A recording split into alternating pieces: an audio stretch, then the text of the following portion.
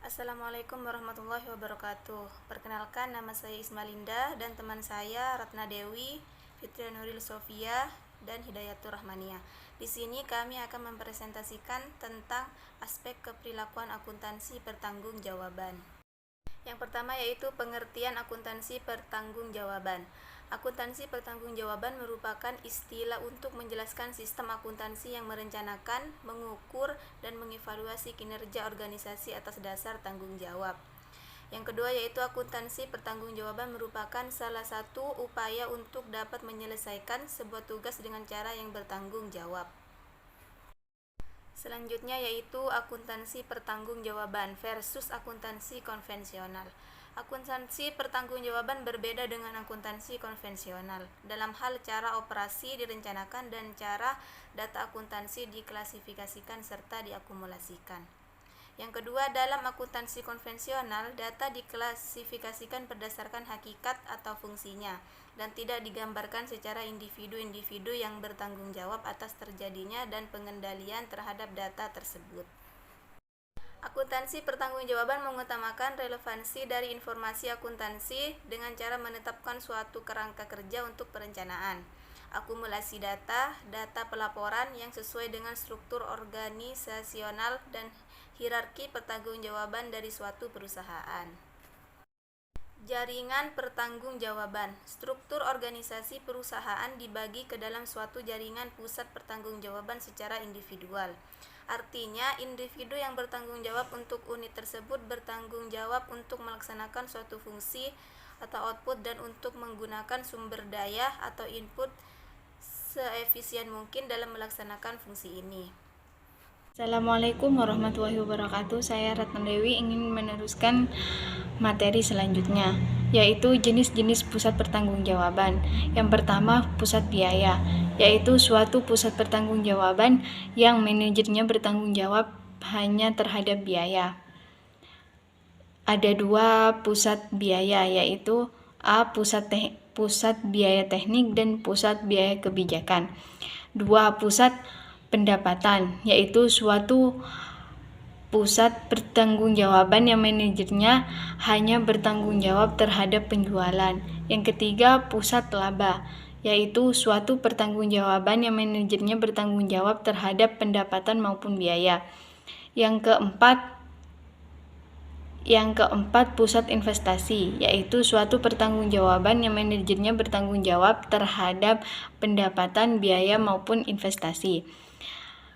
Korelasi dengan struktur organisasi ada dua, yaitu satu struktur vertikal dan yang kedua struktur horizontal. Menetapkan pertanggungjawaban. Setelah memilih jenis dari struktur organisasi, tugas penting berikutnya yaitu membangun suatu sistem pertanggungjawaban yang efektif. Secara keperilakuan adalah menggambarkan pertanggungjawaban. Perencanaan akumulasi data dan pelaporan berdasarkan pusat pertanggungjawaban. Ketika struktur jaringan pertanggungjawaban yang baik dibangun, maka hal yang menjadi suatu wahana untuk perencanaan akumulasi data dan pelaporan. Ada tiga, satu anggaran pertanggungjawaban, yang kedua akumulasi data, yang ketiga pelaporan pertanggungjawaban. Terima kasih. Assalamualaikum warahmatullahi wabarakatuh.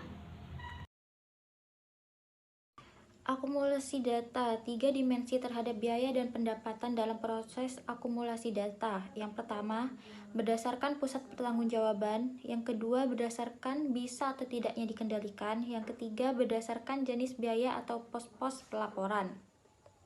Selanjutnya, pelaporan pertanggungjawaban. Yang pertama, tahap akhir dari akuntansi pertanggungjawaban, yaitu laporan pertanggungjawaban atau laporan kinerja secara periodik.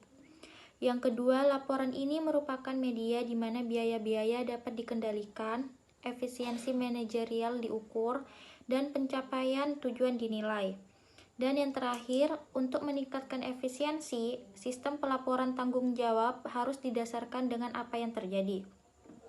Dan manajer penanggung jawab melaporkan pengendalian yang dimilikinya. Untuk meningkatkan efisiensi, sistem pelaporan pertanggungjawaban seharusnya didasarkan pada laporan bentuk piramida. Yang pertama, top, middle, dan first line. Sekarang penjelasan dari Saudari Fitra Nurul Sofia. Asumsi keperilakuan dan akuntansi pertanggungjawaban. Yang pertama, manajemen berdasarkan tujuan akan menghasilkan anggaran, biaya standar, tujuan organisasi, dan rencana praktis untuk mencapai tujuan bersama. Yang kedua, manajemen berdasarkan perkecualian mencukupi untuk mengendalikan operasi secara efektif. Yang ketiga, struktur pertanggungjawaban dan akuntabilitas mendekati struktur hierarki organisasi. Yang keempat, para manajer dan bawahannya rela menerima pertanggungjawaban dan akuntabilitas yang dibebankan kepada mereka melalui hierarki organisasi. Yang kelima, sistem akuntansi pertanggungjawaban mendorong kerjasama dan bukan persaingan. Kesesuaian antara jaringan pertanggungjawaban dan struktur organisasi. Yang pertama, pusat pertanggungjawaban merupakan dasar dari keseluruhan sistem akuntansi pertanggungjawaban. Maka, kerangka kerja untuk itu seharusnya didesain secara hati-hati. Yang kedua, struktur organisasi harus dianalisis terhadap kelemahan dalam pendelegasian dan penyebaran. Jika tanggung jawab tumpang tindih menyebabkan timbulnya saling ketergantungan yang tidak dapat dihindari, maka kompromi tidak dapat dilaksanakan harus ditemukan. Yang ketiga, jaringan pertanggungjawaban dan efektif untuk mengendalikan suatu organisasi jika struktur organisasi formal yang mendasari adalah rasional.